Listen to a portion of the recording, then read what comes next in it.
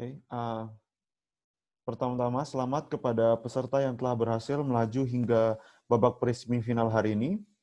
Topik pada perdebatan hari ini yakni dalam mengalokasikan sumber daya yang dimiliki, contoh keuangan, warisan, keluarga miskin akan memprioritaskan alokasi sumber daya mereka ke anak mereka jika diasumsikan jumlah anak lebih dari satu yang paling bertalenta dan berpotensi.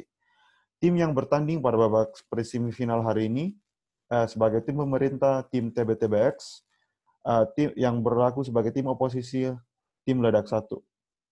Yang menjadi juri pada babak ini, yakni saya sendiri Muhammad Akbar, lalu ada Muhammad Uznul Fajrin, dan Muhammad Farid. Sebelum debat dimulai, saya ingin mengingatkan kepada penonton bahwa hanya tim yang berdebat yang diperbolehkan untuk menyalakan mikrofon, dan bagi pendebat yang ingin memberikan interupsi, diharapkan agar ada jeda selama 20 detik dari permintaan interupsi pertama dan selanjutnya. Oke, tanpa berlama-lama, saya panggil pembicara pertama dari tim pemerintah.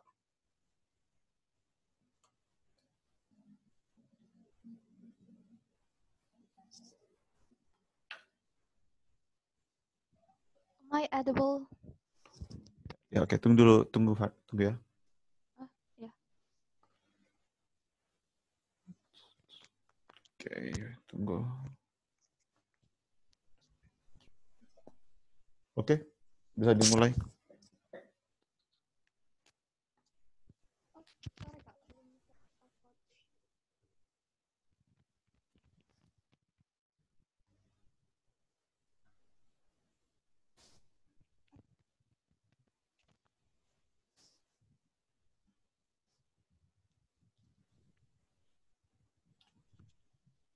Dewan Juri yang terhormat, dalam mengalokasikan sumber daya yang dimiliki, contohnya keuangan, warisan, dan lain-lain, keluarga miskin akan memprioritaskan alokasi sumber daya mereka ke anak mereka jika diasumsikan jumlah anak lebih dari satu yang paling bertalenta dan berpotensi. Hadirin sekalian, perlu dipahami terlebih dahulu bahwa kondisi yang dialami oleh keluarga ini adalah kondisi yang tidak ideal. Maka dari itu, tidak ada uang yang cukup untuk keluarga ini. Maka dari itu, pihak oposisi tidak bisa mengatakan bahwa mereka akan mengalokasikan jumlah uang yang ia miliki ke semua anak secara maksimal. Mengapa? Karena jumlah uangnya sangat terbatas. Berarti apabila ia ingin mengalokasikan seluruh uangnya itu ke anak-anak yang ia miliki, ke jumlah anak yang sangat banyak, berarti jumlahnya tidak akan bisa maksimal ke anak tersebut. Selanjutnya, perlu dipahami juga bahwa terdapat perbedaan antara kasih sayang dan uang. Seperti ini.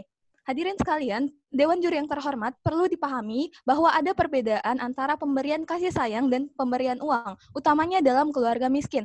Dalam keluarga miskin, anak-anaknya sudah terbiasa dalam kondisi kekurangan uang.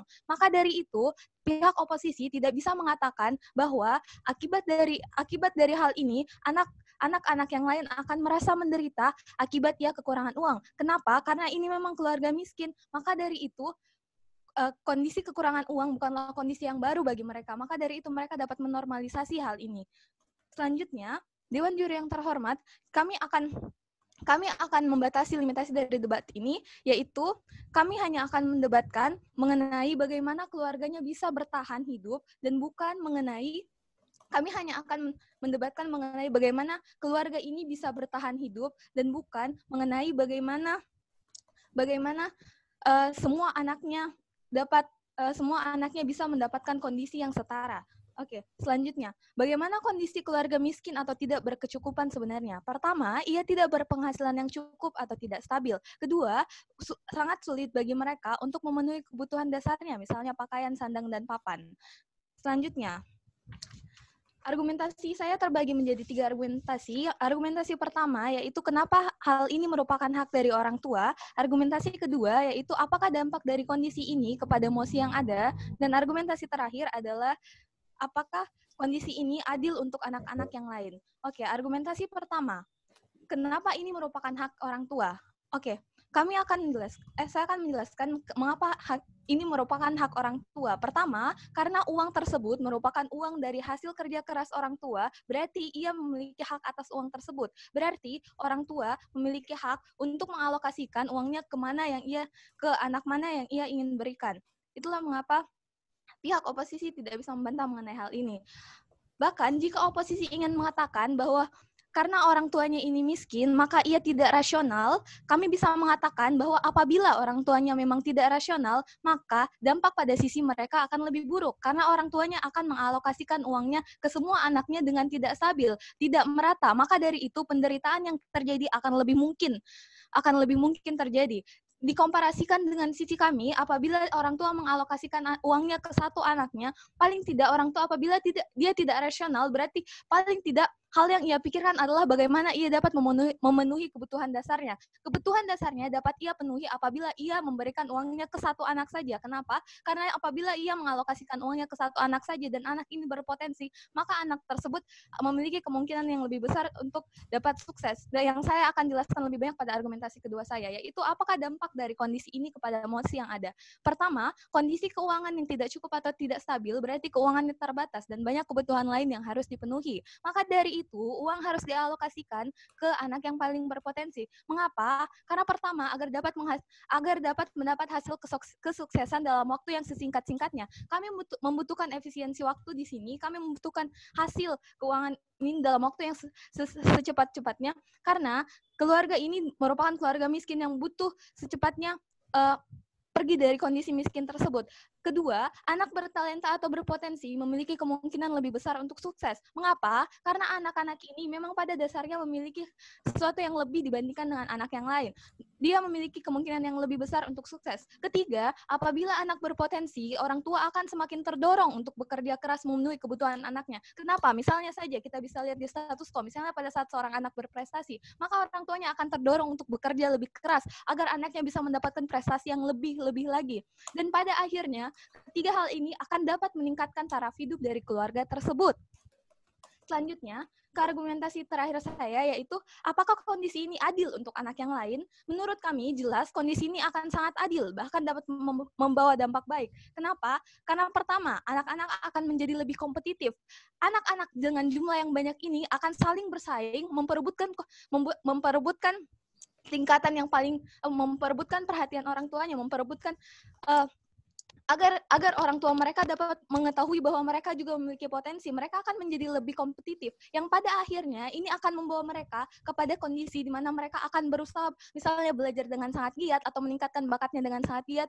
Dan perlu juga dipahami bahwa bakat yang saya maksud di sini bukan hanya terbatas pada bakat misalnya pintar di sekolah, nilai rapornya tinggi, tidak seperti itu. Kami juga mengizinkan misalnya anak-anak dengan potensi-potensi tertentu, misalnya anak-anak dengan potensi seni, kami akan melihat dan mengkomparasikan yang manakah yang paling mungkin untuk kami biayai, seperti itu. Kemudian, kedua, kami tidak mengalokasikan sumber daya yang kami miliki ke anak yang lain, bukan berarti kami melarang mereka untuk sekolah, berkarir, dan lain-lain. Kita bisa lihat di status quo sekarang, pendidikan dasar, sekolah menengah pertama, dan sekolah menengah atas itu sudah gratis. Dan kuliah, apabila anak ini memang memiliki potensi, maka dia akan mendapatkan beasiswa misalnya, mendapatkan beasiswa bidik misi. Dan ini sudah bisa dijangkau oleh semua anak. Maka dari itu, kenapa mereka tidak dipilih adalah karena tendensi anak kurang cerdas dari awal. Anak-anak yang lain ini tidak dipilih karena tendensi mereka yang dari awal kurang cerdas. Maka dari itu kami menganggap akan sulit baginya untuk berkembang, susah untuk sukses, dan susah untuk memberikan feedback kembali ke orang tuanya. Seperti itu. Dan bahkan apabila pihak oposisi akan mengatakan bahwa ini adalah pilih kasih, kami menganggap itu tidak apa-apa. Mengapa? Karena di status quo sekarang, pilih kasih sudah menjadi hal yang biasa dan sudah dinormalisasikan. Kenapa? Kita sudah biasa melihat di status quo sekarang bahwa anak paling bungsu selalu disayang. Tapi kenapa kakaknya bahkan bisa menjadi lebih sukses dari adiknya? Kenapa? Karena dia terdorong untuk menjadi anak yang lebih baik. Karena dia terdorong untuk mendapatkan kondisi yang lebih baik agar dia bisa mendapatkan perhatian dari orang tuanya. Atas alasan ini kami bangga untuk mendukung mosi. Terima kasih kepada pembicara pertama dari sisi afirmatif. Sekarang saya panggil pembicara pertama dari sisi negatif untuk membuka kasus dari timnya. Assalamualaikum warahmatullahi wabarakatuh. Dewan Jurang terhormat serta kawan-kawanku dari kubu pemerintah, serta insan-insan intelektual pemerhati dialektika kita pada pagi hari ini. Sebelum saya masuk kepada argumentasi kami, saya selaku pembicara pertama akan menyampaikan beberapa hal yang merupakan kelemahan dari pembicara pertama dari kubu pemerintah. Yaitu yang pertama, pembicara pertama terlalu berfokus kepada anak yang merupakan anak pilihan yang dipilih karena bertalenta dan berpotensi, dan melupakan satu fakta bahwa mereka tidak menjelaskan bagaimana nasib saudara yang lain yang tidak jelas bagaimana mereka mendapatkan hak-haknya, seperti siapa yang memberikan kebutuhan primer mereka dan lain-lain.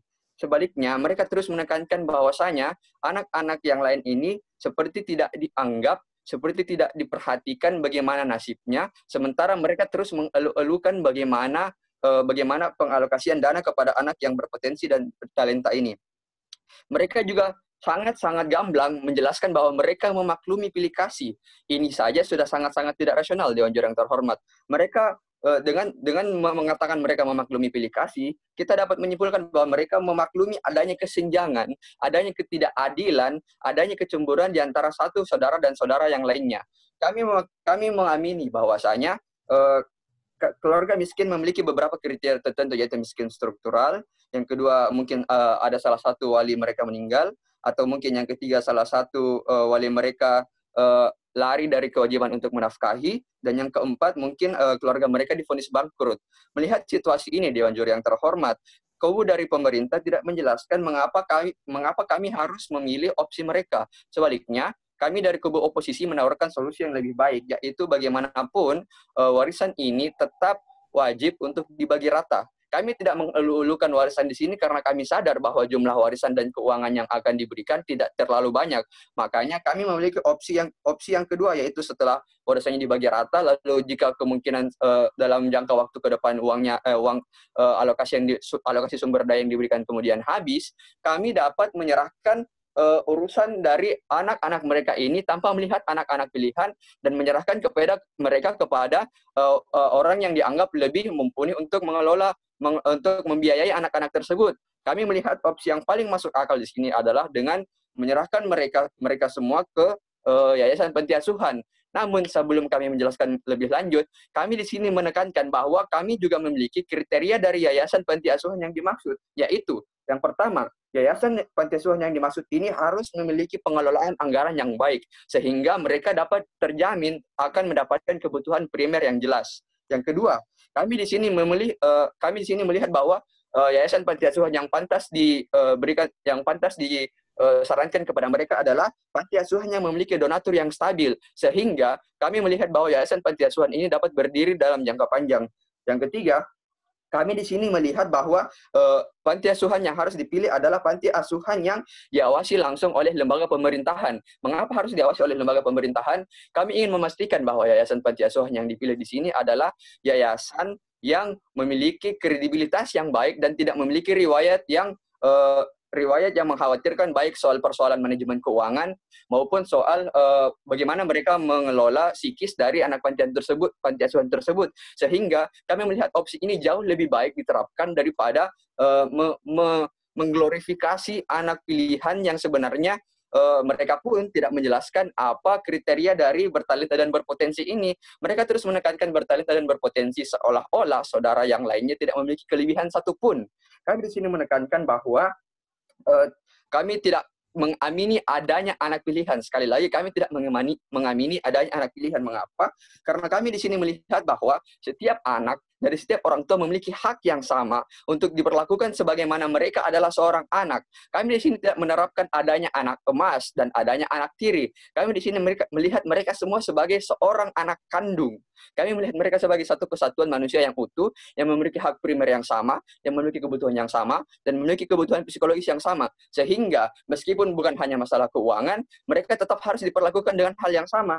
Dewan Juri yang terhormat, kami melihat bahwa kubu pemerintah ini memiliki solusi yang setengah-setengah. Kami melihat bahwasanya jika anak pilihan ini diberikan privilege yang berlebih, maka ini tidak akan adil bagi semua pihak. Sebaliknya, jika mereka diletakkan kepada panti asuhan yang sama, mereka dapat menumbuhkan rasa empati mereka dapat berinteraksi dan memiliki empati yang sama dengan anak-anak panti asuhan lainnya. Mereka juga dapat melihat bagaimana mereka bisa berinteraksi dengan baik dengan anak-anak lainnya. Kami juga melihat mereka memiliki tenggang rasa yang sama di panti asuhan karena memiliki nasib sepenanggungan yang sama. Dan kami juga melihat bahwa mereka dapat memiliki rasa tanggung jawab ke depannya. Selain itu, kami di sini juga membagi dua anak yang dibagi rata ini. Kami melihat bahwasanya mereka dapat juga berada di panti asuhan tersebut. Kami tidak mengatakan selamanya, namun mereka berada di panti asuhan tersebut sampai mereka dapat berpijak di kaki mereka sendiri, atau dengan kata lain mereka dapat menafkahi mereka sendiri. Kami tidak melihat di sini panti asuhan hanya sebagai tempat yang akan menafkahi mereka hingga kematiannya. Kami melihat di sini panti asuhan adalah tempat di mana mereka dididik, diberi pengetahuan, diberi bekal, diberi pendidikan, hingga akhirnya mereka dapat menafkahi diri mereka sendiri.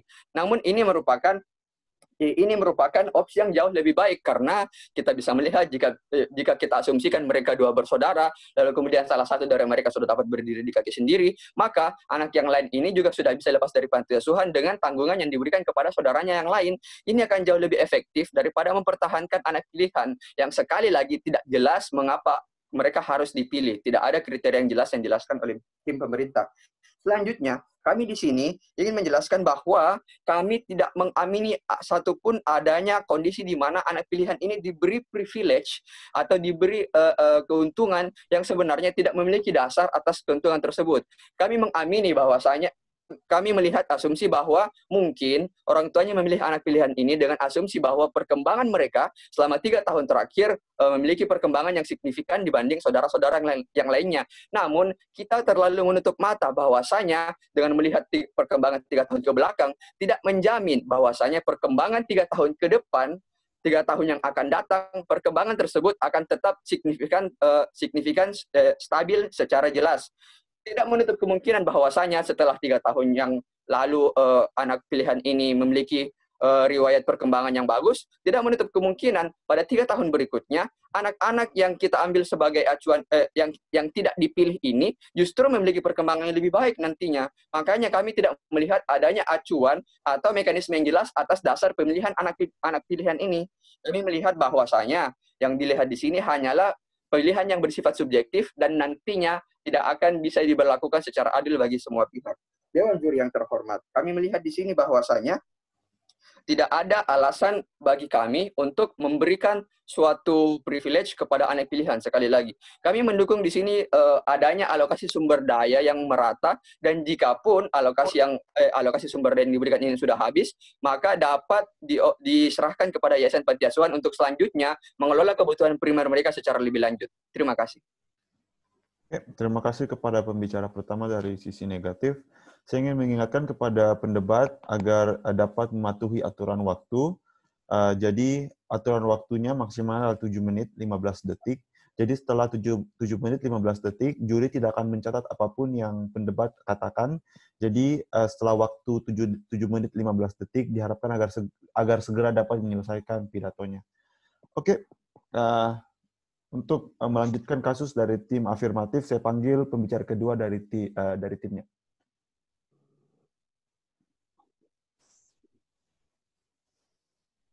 Dewan Juri yang terhormat, beberapa klarifikasi di debat hari ini.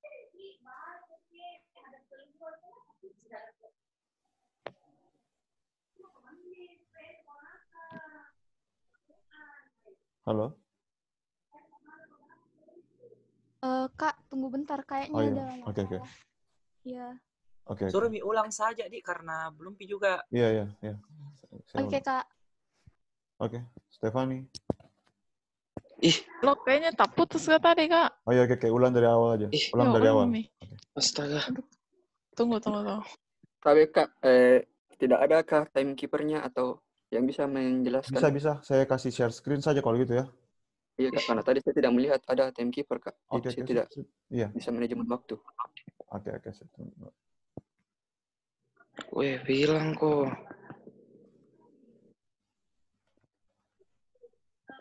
Halo, baik, Mi.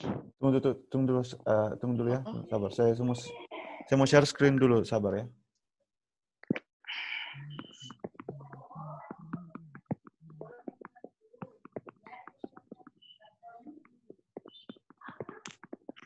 Sabar.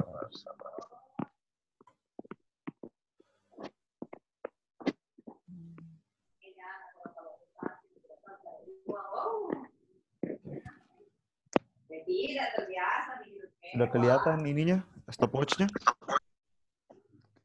Ya Kak, kelihatan. Kelihatan, Oh, Kak. oke. Ya. Oke.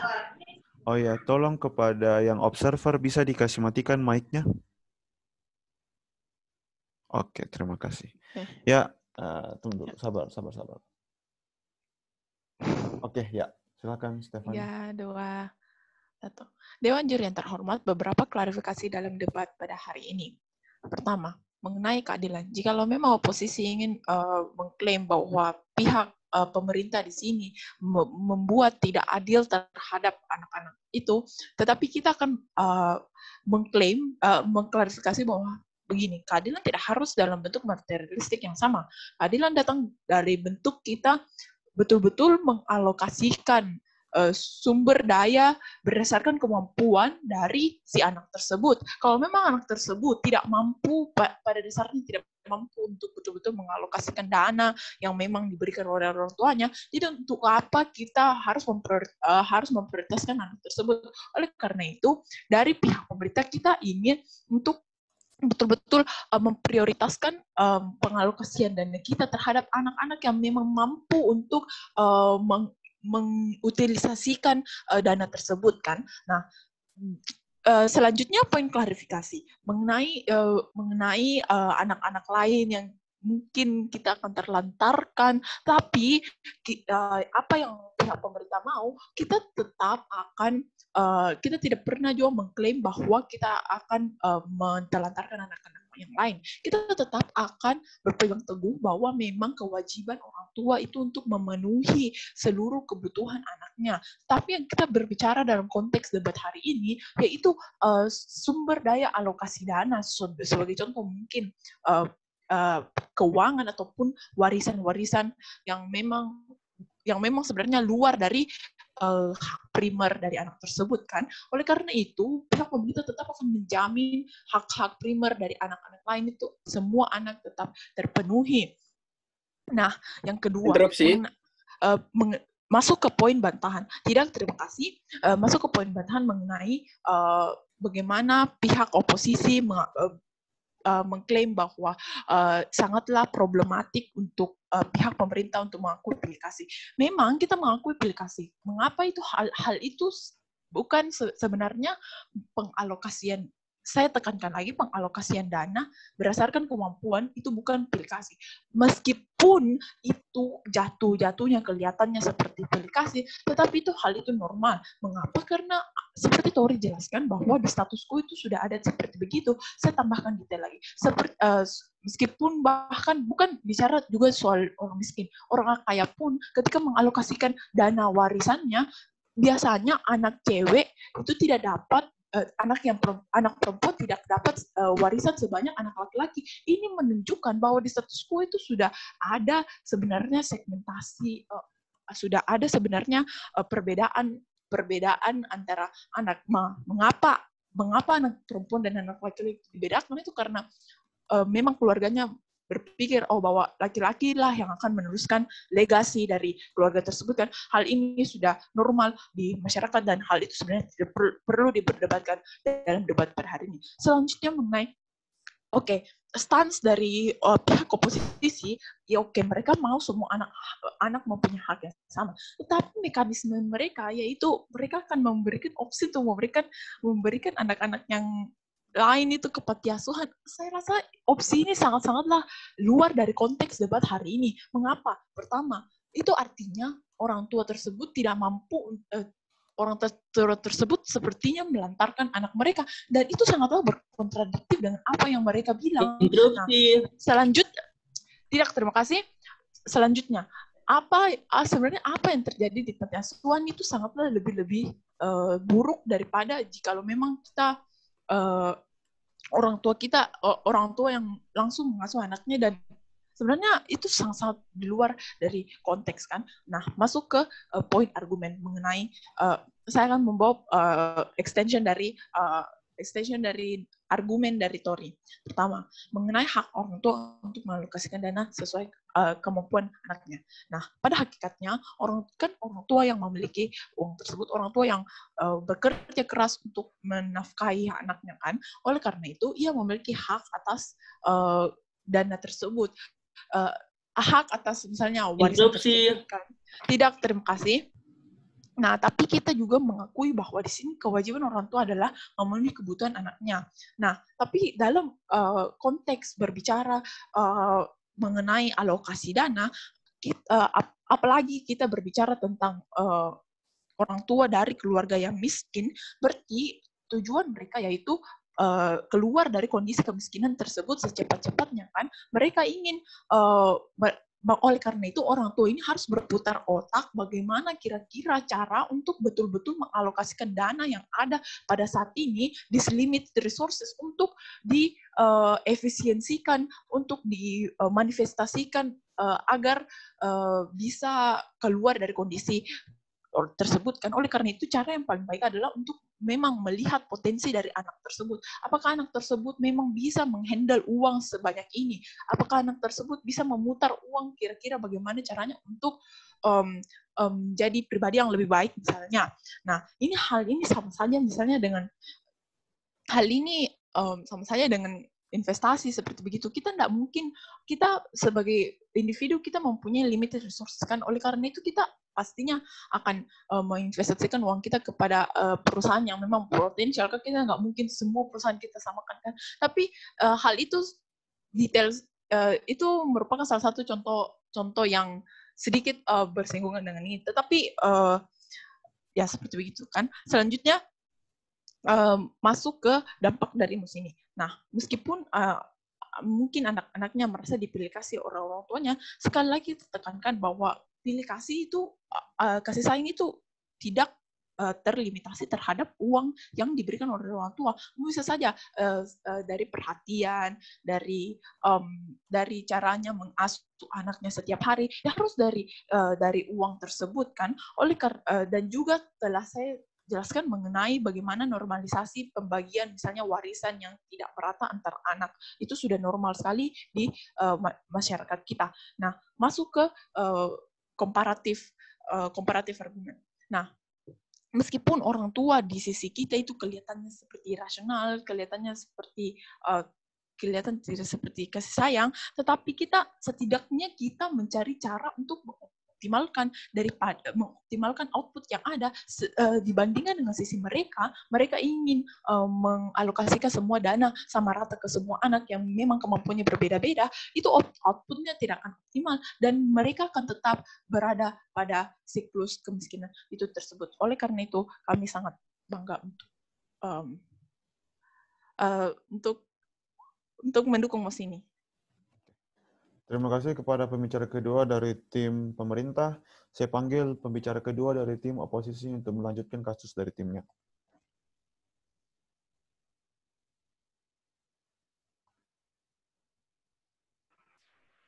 Assalamualaikum warahmatullahi wabarakatuh. Salam sejahtera bagi kita semua.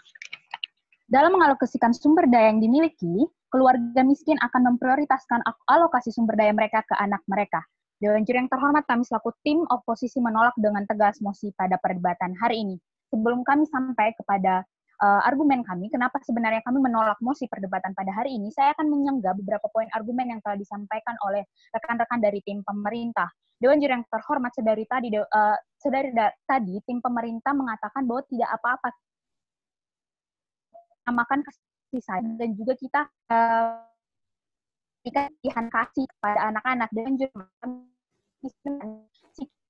dari anak sendiri ketika mereka meradikan bagaimana mereka memandang anak-anak lain atau saudara-saudara mereka lain padahal mereka memiliki status yang sebagai satu kesatuan saudara kandung yang terhormat. Kemudian mereka menyatakan bahwa sebenarnya ini adalah hak dari orang tua untuk membagi harta. Mengamini hal tersebut itu merupakan hak orang tua. Tapi kami tekan merupakan kewajiban dari orang tua untuk memenuhi kebutuhan anak dan juga kebahagiaan serta kesejahteraan anak.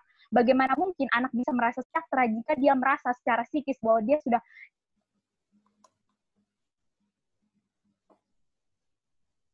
yang terhormat. Kemudian mereka memberikan pernyataan bahwa sebenarnya ketika kita memberikan uang ini kepada anak-anak yang berpotensi dan lebih bertalenta, ini akan memungkinkan anak akan sukses. Kami menanyakan parameter kesuksesan seperti apa yang akan mereka ingin capai dan parameter alasan bahwa ini mungkin kebesaran prevensi dari kesuksesan ini seperti apa, Dewan Juri yang terhormat. Dan kami menekankan kembali lagi bahwa semua anak itu memiliki potensi dan talenta. Dewan Juri yang terhormat, kami menanyakan ketika mereka hanya memprioritaskan kepada satu anak, bagaimana dengan talenta ataupun potensi dari anak-anak lain yang sebenarnya yang sebenarnya belum terlihat, dan jikalau ketika itu belum terlihat dan ketika ke depannya itu sudah mulai terlihat, justru sebenarnya itu adalah sebuah aset yang berharga bagi keluarga, Dewan Juri yang terhormat. Kemudian mereka mempertekankan bahwa di sini akan ada rasa kompetisi dari anak-anak sendiri untuk bisa menarik perhatian dari orang tuanya. Dewan Juri yang terhormat, mari kita melihat alasan mereka menjadi sebuah pribadi yang kompetitif, Dewan Juri yang terhormat. Jika alasannya untuk menjadi pribadi yang kompetitif hanya karena harta ataupun uang dari orang tuanya, bukankah ini menjadi alasan untuk kompetitif yang tidak sehat, Dewan Juri yang terhormat? Karena alasan mereka hanya untuk mengincar harta yang lebih dari orang tuanya. Oleh karena itu lebih baik kita menyamaratakan sehingga mereka bisa mengalokasikan atau berlatih mengalokasikan dana yang semuanya sama rata untuk mereka jadikan dasar mereka ke depannya, Dewan Juri yang terhormat. Kemudian kami menanyakan kembali, mereka menyatakan bahwa solusi kami ketika kami menaruh anak-anak lain ke panti asuhan. Dewan Juri yang terhormat, kami tekankan sekali lagi bahwa bukan hanya beberapa anak yang kami taruh di panti asuhan, tetapi seluruh anak, sehingga tidak ada namanya perbedaan di sini. Semuanya sama rata, tetapi ketika mereka mengatakan bahwa tim kami tidak mengerti sebenarnya keadaan di panti asuhan, Dewan Juri yang terhormat, kami tekankan sekali lagi bahwa pembicara satu kami telah menyatakan kriteria dari panti asuhan yang kami maksud. Mari saya perjelas kembali kriteria panti asuhan yang kami maksudkan. Dewan Juri yang terhormat, panti asuhan itu harus memiliki anggaran rumah tangga yang jelas, sehingga kebutuhan dan juga kebutuhan primer dari anak-anak itu sendiri akan terpenuhi, Dewan Juri yang terhormat, dan juga akan diawasi langsung oleh lembaga negara. Dewan Juri yang terhormat, saya akan masuk kepada argumen inti saya. Dewan Juri yang terhormat, kami sekali lagi tekankan bahwa solusi yang kami berikan adalah mari kita membagi rata segala sumber daya yang dimiliki keluarga tersebut, kemudian kita habiskan, kalaupun harta itu tidak habis ketika orang tua itu sudah meninggal, di sini akan ada pembantuan dari wali dari yang ditunjuk langsung oleh orang tua tersebut, tapi dengan pengawasan pengampu atau kurator, sehingga ketika misalnya wali itu menyalahgunakan dana yang sudah dibagi rata ke anak-anak ini dengan status kedua orang tua mereka sudah meninggal, di sini akan ada pengalihan wali yang akan dilakukan oleh pengampu atau kurator kepada wali-wali lain yang dianggap bisa mumpuni untuk membimbing anak-anak ini mengalokasikan dana. Dan jikalau memang tidak ada wali di sini atau anak-anak harta ini sudah dihabiskan, baru kita akan masukkan mereka ke dalam panti asuhan, Dewan Juri yang terhormat. Mari kita lihat seefektif apa ketika semua anak itu tidak di superior, ketika semua anak itu disamakan dan juga tidak ada anak yang disuperiorkan. Dewan Juri yang terhormat, sudah dijelaskan oleh pembicara satu kami bahwa mereka akan ada rasa senasib dari seluruh anak, sehingga ada rasa dari seluruh anak untuk saling mengayomi dan juga untuk kembali lagi kepada keluarga mereka ketika mereka sukses. Telah dijelaskan bahwa ketika ada satu anak yang sudah berhasil dan dia mengingat bahwa sebenarnya masih ada keluarganya yang kurang mampu atau masih ada yang tertinggal di panti asuhan, dia akan berusaha untuk berdiri sendiri di kakinya dan juga memberikan kesuksesan itu kepada adik-adiknya, Dewan Juri yang terhormat. Dan tidak selamanya, kami jelaskan kembali lagi bahwa tidak selamanya anak-anak ini akan ditaruh di panti asuhan, tetapi ketika mereka sudah berdiri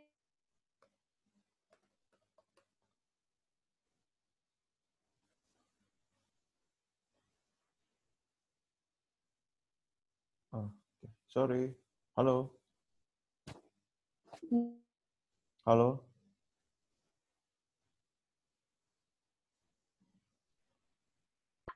Halo. Sorry. Halo? Saya yang tadi ini ya. Saya punya koneksi tidak stabil. Sorry, tadi saya kasih berhenti di 536. Bisa diulang Iya, dari Kak. 5. Oh ya, bisa diulang dari 536 lagi? Oke, enggak apa-apa, Kak. Oh ya, oke. Maaf ya. Iya, Kak. Oke, sip ya. Tadi dari yang pas menjelaskan yang memberikan kesuksesan ke saudara-saudaranya dari situ. Oke. Oh ya, oke. Dewan Juri yang terhormat, kami melihat ketika mereka menjadi pribadi yang sukses, secara otomatis mereka bisa membawa keluarga mereka yang masih ada di dalam panti asuhan untuk kembali bersama dengan mereka untuk menjalankan kehidupan yang lebih baik, Dewan Juri yang terhormat. Kemudian kami tekankan sekali lagi bahwa di sini kami tidak ingin ada rasa kesemburuan atau perasaan anak, psikis anak yang merasa ada kesenjangan antara satu anak dengan yang lainnya, padahal mereka dalam satu kesatuan saudara kandung dan juga merupakan satu kesatuan dari orang tua yang utuh, Dewan Juri yang terhormat. Jangan sampai ketika ada anak yang disuperiorkan, itu akan membuat kebencian yang timbul dari segi anak-anak itu sendiri, Dewan Juri yang terhormat. Kita bayangkan bahwa anak-anak, usia anak-anak bisa memiliki kebencian kepada saudaranya sendiri hanya karena pembagian yang tidak rata. Bukankah itu hal yang sangatlah tidak pantas, Dewan Juri yang terhormat, hanya karena ada satu anak yang dirasa oleh orang tua itu memiliki kemampuan untuk mengolah alokasi dana. Padahal saya sudah jelaskan sekali lagi bahwa semua anak punya potensi dan juga semua anak punya talentanya masing-masing, yang justru sebenarnya jangan sampai orang tua hanya melihat secara subjektif tapi tidak melihat secara objektif kemampuan dari anak-anak ini sendiri. Belum lagi seperti orang tua yang masih memiliki pemikiran yang tertutup bahwa sebenarnya anak-anak yang berpotensi itu hanyalah anak-anak yang pintar, kemudian anak-anak yang memang punya kelebihan yang biasa. Bagaimana dengan anak-anak yang punya kelebihan tidak biasa tetapi orang tuanya tidak menyadari, Dewan Juri yang terhormat? Padahal kelebihan yang tidak biasa itu merupakan aset yang sangat berharga bagi keluarganya dan juga anak-anak beserta saudara-saudaranya. Sehingga Dewan Juri yang terhormat, untuk menghindari segala resiko-resiko tersebut, kami selaku tim oposisi menyatakan dengan tegas bahwa mosi pada hari ini berhak berdiri untuk solusi yang diberikan oleh tim oposisi dan solusi yang diberikan oleh tim pemerintah sangatlah tidak relevan. Terima kasih. Terima kasih kepada pembicara kedua dari tim oposisi. Selanjutnya saya panggil pembicara ketiga dari tim afirmatif untuk melanjutkan kasus dari timnya.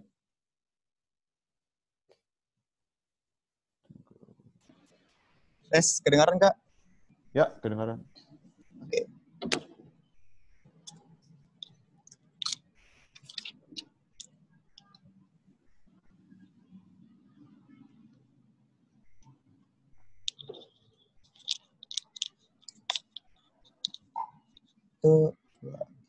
Oke, jadi problem yang sedang dibicarakan oleh mosi ini, problem yang diminta oleh mosi ini adalah bagaimana pada akhirnya orang-orang miskin ini bisa meningkatkan taraf hidup mereka dengan cara menginvestasikan seluruh harta mereka kepada anak-anak yang mereka lihat berpotensi, kepada anak-anak yang mereka lihat sangat bertalenta, sehingga bisa memberikan kesempatan agar seluruh keluarga tersebut merasakan taraf hidup yang lebih baik.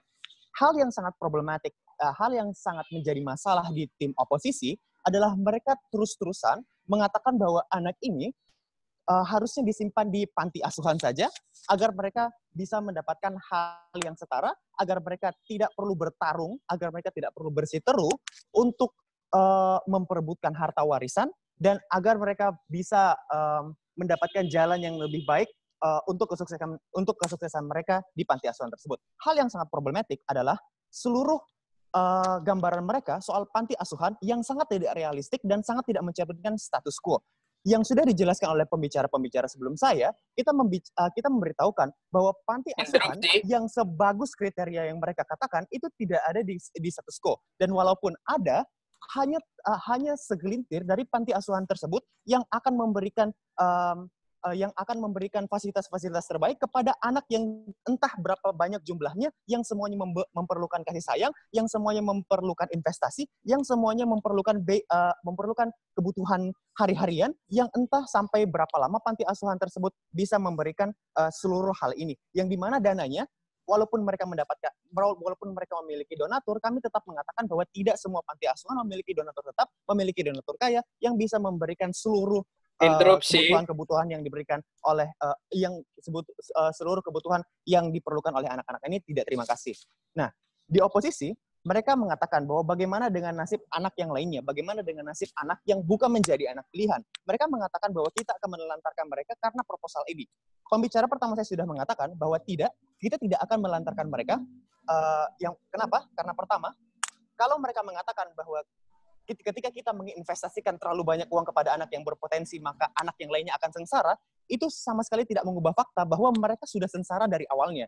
Dan sekarang kita mencari bagaimana jalan agar nantinya di masa depan mereka sudah tidak sengsara. Kami merasa bahwa untuk menginvestasikan banyak uang kepada anak yang berpotensi untuk sukses di akhirnya nanti, kita bahkan dapat mengangkat taraf hidup keluarga, sehingga seluruh anggota keluarga yang ada, maupun itu adik atau kakak atau orang tua, semuanya dapat merasakan enaknya hidup yang tidak sengsara, enaknya hidup yang lebih sejahtera. Ini adalah output yang kami inginkan dari tim pemerintah. Dan yang kedua, bagaimana mereka mengglorifikasi bahwa setiap anak memiliki hak yang sama. Hal yang sangat lucu adalah mereka tidak mempertimbangkan bagaimana situasi dan kondisi dari keluarga miskin. Keluarga miskin sejak awal tidak memiliki akses untuk memberikan hak yang sama kepada anak-anaknya. Ini adalah sebuah hal yang problematik dan tidak pernah diberikan solusi oleh tim oposisi. Mereka tidak pernah masuk ke dalam area kasus kami yang dimana kami mengatakan bahwa keadaan dari seluruh keluarga yang miskin itu tidak bisa memberikan, itu banyak dari mereka yang tidak bisa memberikan edukasi, itu banyak dari mereka yang tidak bisa memberikan kesenangan kepada anak-anaknya. Dan ini adalah hal yang sangat kami perhatikan di tim pemerintah, yang dalam jangka panjangnya kami akan memastikan bahwa seluruh anggota keluarga ini dapat hidup dengan lebih sejahtera. Nah,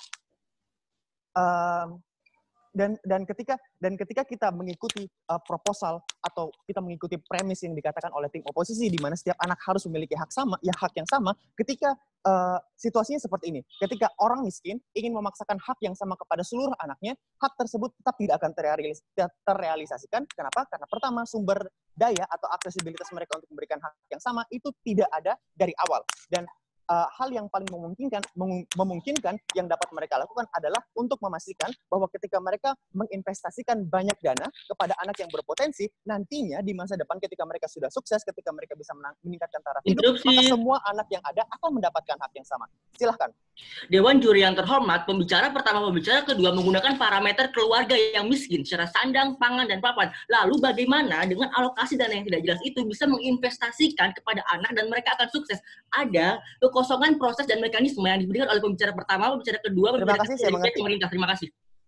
Oke, hal yang tidak mereka perhatikan adalah walaupun mereka orang miskin, mereka tetap memiliki sumber penghasilan. Seberapa besar pun itu, seberapa kecil, mereka tetap punya sumber penghasilan dan mereka tetap punya jalan untuk menginvestasikan sumber penghasilan tersebut kepada anak-anak yang mereka lihat lebih berpotensi. Ketika kami mengatakan bahwa keluarga miskin itu sangat susah kondisinya untuk memenuhi sandang, pangan, dan papan, itu tidak menutup kemungkinan bahwa ketika mereka menginvestasikan uangnya tersebut, sandang, pangan, dan papan itu tetap akan bisa terpenuhi karena mereka tidak akan menginvestasikan ke jumlah yang sangat tidak rasional, karena dari awal kami sudah mengatakan bahwa orang tua ini telah melakukan pertimbangan yang sangat telah melakukan pertimbangan bagaimana caranya agar kebutuhan sandang, pangan, dan papan mereka itu tidak akan terlalu terganggu dengan adanya investasi kepada anak-anak yang bertalenta dan berpotensi ini. Lalu selanjutnya, mereka mengatakan interupsi.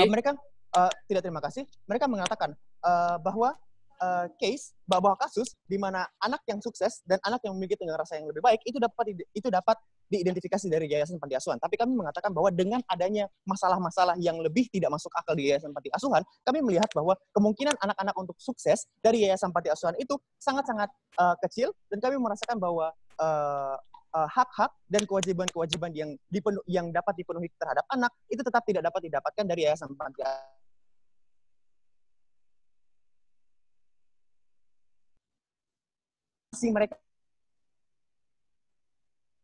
Mereka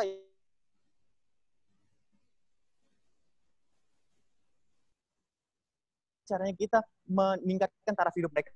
Bagaimana caranya keluar dari cara untuk tidak miskin, kalau ya strategi dana yang lebih strategis itu didapatkan dengan ketika kita menginvestasi kita kepada anak-anak yang potensi, dan akhirnya anak-anak yang ini ketika mereka pikirkan soal keluarganya, anak yang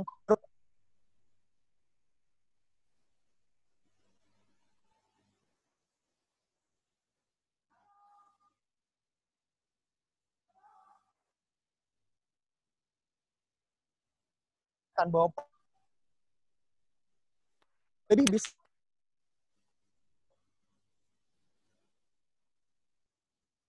Terima kasih.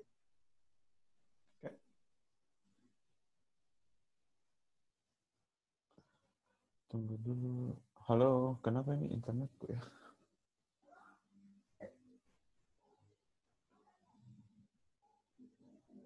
Halo?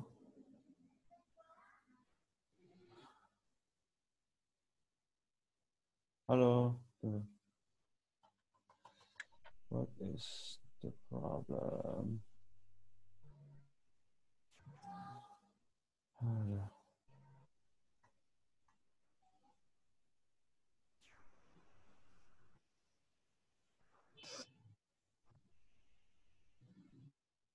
Halo? Kedengaran? Kedengaran. Itu dulu. Kayaknya saya yang bermasalah deh. Sorry. Tunggu dulu. Saya yang bermasalah internetnya. Tunggu dulu. Oke, sudah. Saya kedengaran? Yes. Oke. Sorry. Tunggu dulu. Saya share screen lagi. Oke. Terima kasih kepada pembicara ketiga dari sisi afirmatif. Saya panggil pembicara ketiga dari sisi negatif untuk melanjutkan kasus dari timnya.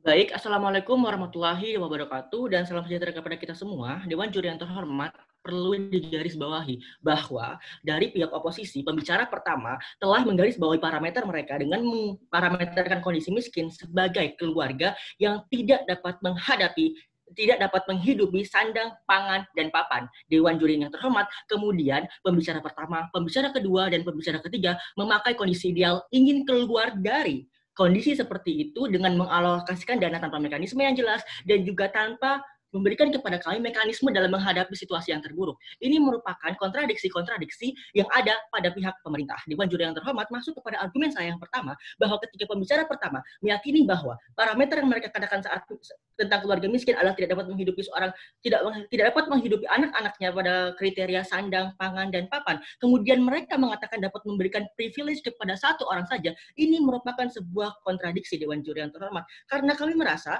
bagaimana bisa mereka dapat keluar dengan cepat dari kemiskinan seperti yang diidealkan oleh pihak pemerintah, sedangkan seorang tua hanya ingin mengalokasikan dananya kepada satu orang saja.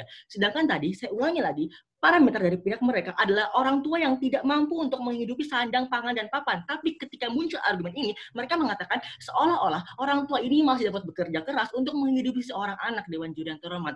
Dan saat mereka mengatakan bahwa menormalisasi pilih kasih adalah hal yang baik, Dewan Juri yang terhormat, kami mengatakan bahwa menormalisasi pilih kasih sama saja dengan melanggengkan budaya miskin moral, di mana sedari kecil anak-anak sudah diajari bagaimana mereka menghadapi ketimpangan sosial. Hal-hal seperti inilah yang hanya akan membuat keturunan dari anak-anak ini semakin terkekang dengan miskin struktural yang dimulai dari orang tuanya, Dewan Juri yang terhormat. Sehingga mekanisme dari solusi kami yaitu yang menggunakan yayasan panti asuhan sebagai solusi tidak memberikan privilege kepada siapapun, sehingga anak tidak akan merasa ada yang terglorifikasi dan melihat adanya ketimpangan sosial telah menjadi momok dan telah menjadi syarat dapat ditolak oleh keluarga mereka. Tidak, terima kasih. Dewan Juri yang terhormat, kenapa ketimpangan sosial menjadi fokus argumen kami? Karena apa? Ketimpangan sosial mempunyai akibat yang pertama, mematahkan semangat mereka untuk merubah hidup. Kedua, merusak mental yang hanya akan membuat anak dihantui masa lalu di mana mereka tidak dapat kesempatan yang sama seperti saudara lainnya. Yang kedua, Dewan Juri yang terhormat, kemiskinan akan terulang lagi karena mereka tidak menjelaskan kepada kami mekanisme bagaimana seorang satu anak bisa menghadapi keadaan terburuk, Dewan Juri yang terhormat. Mereka terlalu menaruh keadaan ideal tanpa memberikan kepada kami mekanisme saudara-saudara ini menghadapi keadaan yang terburuk. Sehingga pihak pertama dari pemerintah telah mengatakan argumentasi yang berkontradiksi dengan parameter yang telah dia katakan. Mekanisme panti asuhan, jika dilihat secara sosiologis, kami tidak akan memberikan privilege kepada siapapun. Sehingga saat di panti asuhan, anak-anak akan mempunyai bonding yang kuat, Dewan Juri yang terhormat. Sehingga output yang kami harapkan bukanlah menjadikan anak seorang kaya raya, bukanlah menjadikan anak sebagai investasi dan saham orang tua, tetapi bagaimana anak bisa yakin, bisa percaya kepada dirinya bahwa mereka mempunyai kemampuan yang sama, sehingga ketika mereka berada di kehidupan yang luar, mereka tidak perlu untuk menjadi kaya raya, untuk hidup bahagia dan bersama-sama, Dewan Juri yang terhormat. Masuk kepada pembicara kedua yang pun tidak memberikan mekanisme yang jelas kepada kami, Dewan Juri yang terhormat. Sampai di pembicara kedua, mereka tidak memberikan mekanisme pengalokasian dananya seperti apa.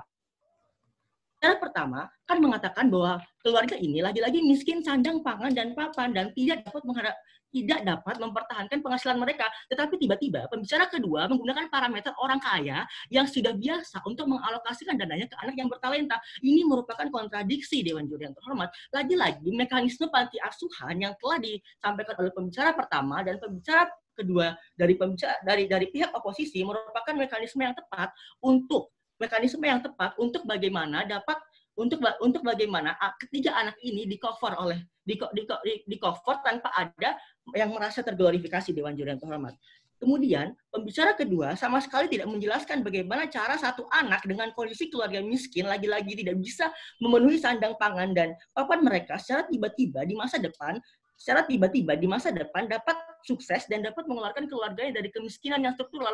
Mereka tidak menjelaskan proses sama sekali kepada kami. Sedangkan seperti yang kita ketahui pada sisi ekonomi, seseorang yang bisa sukses dan kaya raya bukan hanya karena ada tunjangan dari keluarga, tapi bagaimana kemampuan mereka dalam menyelesaikan masalah, bagaimana kemampuan mereka dalam bernegosiasi dan lain sebagainya. Tetapi ketika sedari awal kecil mereka telah terbiasa dan glorifikasi dalam satu orang, hal-hal seperti ini hanya mengganggu mental mereka dan keadaan ideal yang ingin disampaikan oleh pihak pemerintah tidak akan tercapai untuk mengeluarkan suatu keluarga dalam kemiskinan yang struktural, Dewan Juri yang terhormat. Sehingga lagi-lagi mekanisme dari pihak kami telah mengcover hal-hal yang seperti ini. Kami telah menjelaskan bahwa panti asuhan yang kami maksud mempunyai panti asuhan yang parameter. Yang pertama, interupsi. Yang kedua, adanya yayasan yang telah memvalidasikan panti asuhan ini untuk tetap berlangsung. Dan yang ketiga, adanya pengawasan dari pihak pemerintah melalui lembaga sosial. Dan kenapa kami juga tidak ingin membandingkan anak dengan mengatakan lebih berpotensi, kenapa Dewan Juri yang terhormat pada kondisi bersaudara, anak tidak pada posisi umur yang sama. Kita tidak bisa membandingkan misalnya anak berumur 17 tahun dengan anak yang berumur 12 tahun. Tentu saja anak yang berumur 17 tahun akan lebih berpotensi karena mereka lebih lama dan mempunyai pengalaman yang lebih lama, Dewan Juri yang terhormat. Tapi kan tidak untuk kemungkinan saat anak yang 12 tahun ini berusia 17 tahun, dia akan lebih berpotensi daripada saudaranya yang lebih tua, Dewan Juri yang terhormat. Sehingga masuk kepada pembicara ketiga saya, pembicara ketiga dari pihak pemerintah, kami sangat menghargai betapa ekspresifnya pembicara ketiga menyampaikan argumentasinya yang sama sekali tidak menyentuh konteks urgensi yang mereka katakan dari pihak pertama pembicara pemerintah, Dewan Juri yang terhormat. Sangat tidak relevan ketika alokasi dana yang mereka katakan masih mempunyai mekanisme yang tidak jelas, dan mereka mengatakan bahwa panti asuhan merupakan situasi yang tidak baik bagi anak-anak yang kami maksud di sini, Dewan Juri yang terhormat. Sedangkan pembicara pertama, pembicara kedua, pembicara ketiga dari pihak pemerintah, dari pihak oposisi telah menjelaskan bagaimana anak-anak ini akan melakukan bonding yang kuat sehingga ketika mereka sukses nanti, ketika mereka bisa berdiri dengan kaki sendiri, ini akan mengeluarkan mereka dari kemiskinan struktural. Sehingga kami menganggap bahwa proposal yang kami ajukan dari pihak oposisi telah malah lebih mengcover urgensi-urgensi yang dikatakan oleh pihak pemerintah. Dewan Juri yang terhormat, sekali lagi kami tegaskan bahwa ada kekosongan sistematika di mana mereka hanya tidak menjelaskan mekanisme dana alokasi, terus mereka menggunakan keadaan ideal di mana anak-anak ini akan sukses kaya raya, tetapi ada kekosongan proses di mana mekanismenya seperti apa, dan juga bagaimana anak-anak ini menghadapi keadaan-keadaan terburuk di masa depan, Dewan Juri yang terhormat. Sehingga kami sebagai pihak oposisi merasa bahwa proposal kami layak diterima, proposal kami lebih mempunyai solusi yang solutif dan efektif, dan kami bangga menolak mosi. Terima kasih. Terima kasih kepada kepada pembicara ketiga dari tim oposisi. Saya berikan kesempatan kepada pembicara simpulan dari tim oposisi untuk menutup kasus dari timnya. Baik. Dewan Juri yang terhormat, setelah kita melewati perdebatan yang sangat panjang dan alot ini, kami semakin yakin bahwasanya proposal dari kami lebih potensial dan jauh lebih unggul untuk dipertimbangkan oleh Dewan Juri yang terhormat. Dewan Juri yang terhormat, kami melihat setidaknya ada banyak sekali celah yang diberikan oleh tim pemerintah yang tidak dapat dijelaskan oleh mereka hingga akhir perdebatan. Yang pertama adalah mereka tidak memiliki parameter yang jelas tentang bagaimana mereka tidak memiliki mekanisme yang jelas tentang bagaimana pemilihan bertalenta dan berpotensi yang mereka maksud. Mereka hanya menekankan bagaimana mereka hanya memilih anak pilihan ini dari bakat yang mereka perlihatkan. Sedangkan seperti yang kami telah tekankan tadi, bertalenta dan berpotensi itu bermakna sangat luas, Dewan Juri yang terhormat. Dan kita juga ketahui bersama bahwa anak-anak itu memiliki potensi yang berbeda-beda. Sehingga kami mempertanyakan bagaimana mekanisme orang tua ini dalam memilih anak yang dianggap bertalenta dan berpotensi. Selanjutnya, mereka sedari tadi selalu menekankan bahwasanya kami akan memberi anak pilihan dan tetap memperhatikan anak-anak lain, namun tidak memberikan mekanisme yang jelas bagaimana nasib saudara mereka yang tidak jelas siapa yang membiayai, siapa yang memenuhi kebutuhan primer mereka. Dewan Juri yang terhormat, mereka juga sedari tadi memaklumi pilih kasih yang sudah sangat jelas bukan merupakan contoh yang baik untuk diterapkan dalam sebuah keluarga. Dewan Juri yang terhormat, kita ketahui bersama bahwa pilih kasih sangat-sangat identik dengan kesenjangan dan ketidakadilan. Bagaimanapun alasan mereka, tetap tidak bisa memaklumi adanya pilih kasih. Dewan Juri yang terhormat, selain itu, pembicara kedua dari tim pro juga membahas tentang bias gender yang sama sekali tidak relevan. Mereka mengambil contoh anak perempuan yang tidak mendapat warisan yang sama dengan anak laki-laki untuk memaklumi sifat pilih kasih mereka. Selain mengambil contoh buruk dari budaya, mereka juga mengambil contoh buruk tersebut untuk menilai bahwa argumen mereka sudah benar. Dewan Juri yang terhormat, bukan hanya salah secara mekanisme, mereka juga salah secara moral. Sementara kami menawarkan proposal yang lebih baik, yaitu menawarkan adanya prinsip sama rata, prinsip senasib sepenanggungan, dan prinsip empati yang dikembangkan oleh anak-anak tersebut. Dewan Juri yang terhormat, mereka juga selalu mengambil persepsi negatif ketika menjelaskan bagaimana panti asuhan yang akan kami ajukan. Sementara kami dari awal sudah mengajukan bahwa panti asuhan yang kami ajukan punya kriteria yang telah kami jelaskan secara konkret di pembicara-pembicara sebelumnya.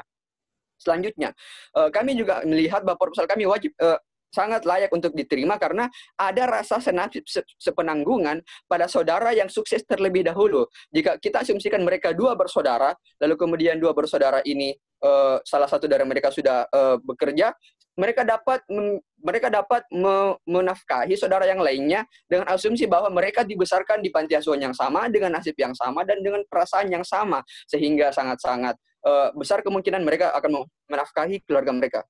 Saudara mereka. Selanjutnya, mereka mengambil tolak ukur atau parameter anak pilihan yang terlalu subjektif. Mereka tidak memiliki dasar yang sangat jelas tentang bagaimana mereka memilih anak pilihan ini. Yang selanjutnya, mereka mengatakan bahwa orang tua ingin menginvestasikan sumber daya kepada anak mereka. Sekali lagi kami tekankan bahwa anak bukanlah investasi yang mumpuni untuk dijadikan sebagai investasi. Selanjutnya, mereka mengatakan tidak akan menelantarkan, namun tidak menjelaskan siapa yang membiayai anak lainnya yang bukan merupakan anak pilihan tersebut. Dan mereka juga mengatakan bahwa orang miskin, dan mereka juga mengatakan bahwa orang miskin tidak bisa merealisasikan hak yang sama. Justru kami telah menekankan dalam proposal kami, karena mereka tidak dapat merealisasikan hak yang sama, maka kami menyerahkan urusan dari pemenuhan kebutuhan ini kepada yayasan yang lebih mumpuni, yaitu panti asuhan, sekali lagi, yang telah memenuhi kriteria, bukan panti asuhan abal-abal. Selanjutnya, mereka tidak menjelaskan apa mekanisme yang jelas tentang bagaimana anak pilihan ini bisa mengatasi situasi terburuk. Seperti yang telah dikatakan oleh pembicara ketiga tim kami, mereka tidak menjelaskan bagaimana anak ini bisa mengatasi situasi terburuk.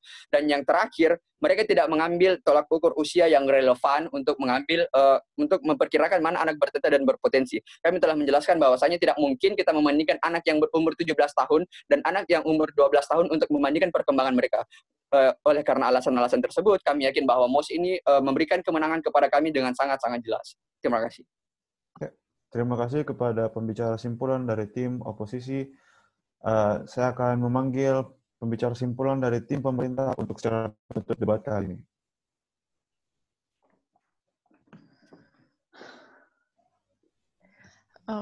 Kedengaran nih, Kak? Ya, kedengaran. Ya.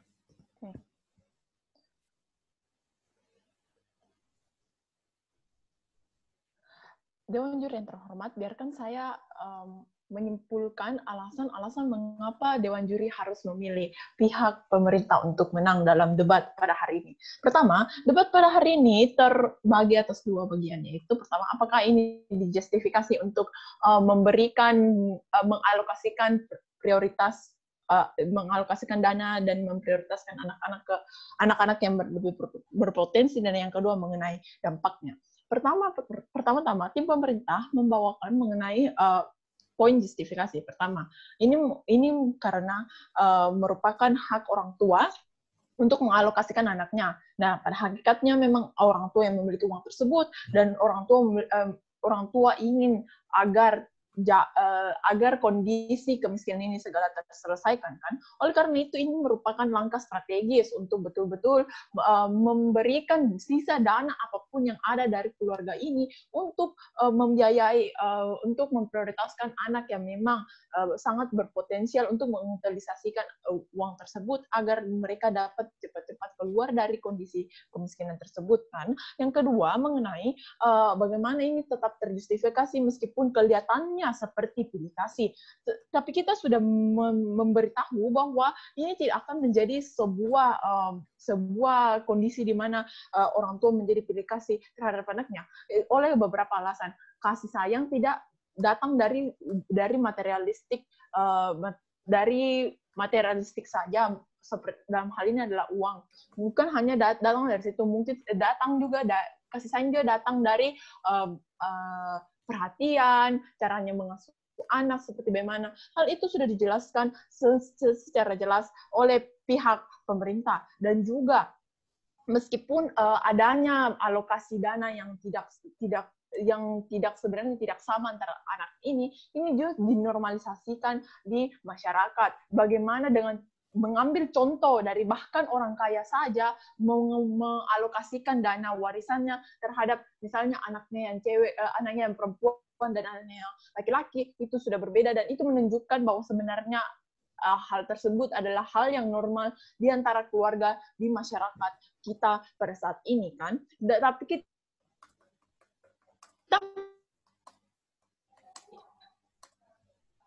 di sini sama. Mereka satu sisi juga mereka ingin menelantarkan anak mereka ke panti asuhan. Ya meskipun panti asuhan tersebut memang mungkin sudah terverifikasi, memiliki standar yang bagus, tapi tetap kita pihak pemerintah sudah berulang-ulang menyanggah hal tersebut bahwa itu berarti kamu menelantarkan anak tersebut ke panti asuhan, dan juga panti asuhan kondisinya tidak seperti seideal itu. Bagaimana di sana bahkan lebih kompetitif, kamu harus berkompetisi dengan anak-anak yang lainnya, dan bagaimana dana di panti asuhan tersebut juga tidak selamanya stagnan dan stabil seperti begitu. Kita sudah berulang-ulang menjelaskan bagaimana panti asuhan ini sangat problematik di pihak oposisi. Selanjutnya mengenai dampak dari meningkatkan dampak yaitu untuk meningkatkan taraf hidup kan. Pihak pemerintah sudah menjelaskan dan sudah membuktikan bahwa ini merupakan langkah yang strategis agar kondisi kemiskinan ini cepat-cepat terselesaikan kan. Dan juga bagaimana kita sudah membandingkan dengan sisi oposisi, bagaimana mereka itu sebenarnya tidak ideal dengan bagaimana sebenarnya mereka itu tidak akan efektif untuk menjamin keluarga ini agar keluar dari kemiskinan karena mereka mempunyai limited budget pada awalnya, dan juga harus sama ratakan dengan semua anak. Hal itu sangat-sangatlah tidak mungkin. Nah, apa yang tim pemerintah telah buktikan pada debat hari ini? Pertama, mengenai ini merupakan langkah strategis untuk meningkatkan taraf hidup, dan yang kedua, ini bukanlah merupakan tindakan pilih kasih. Nah, salah satu beban terbesar dari oposisi adalah langkah ini. Mereka tidak pernah menjelaskan apakah langkah ini akan menjamin keluarga ini akan keluar dari kemiskinan. Oleh karena itu, dukung pihak pemerintah. Oke, terima kasih kepada pembicara simpulan dari tim pemerintah. Oke, terima kasih kepada kedua tim yang telah menyelesaikan debat kali ini. Dan kami juri akan melakukan voting, lalu akan mendiskusikan perspektif juri mengenai debat yang telah disuguhkan dari kedua tim. Pengumuman akan dilakukan pada pukul 11, dan setelah itu kita akan segera lanjut dengan babak semifinal yang akan dilanjutkan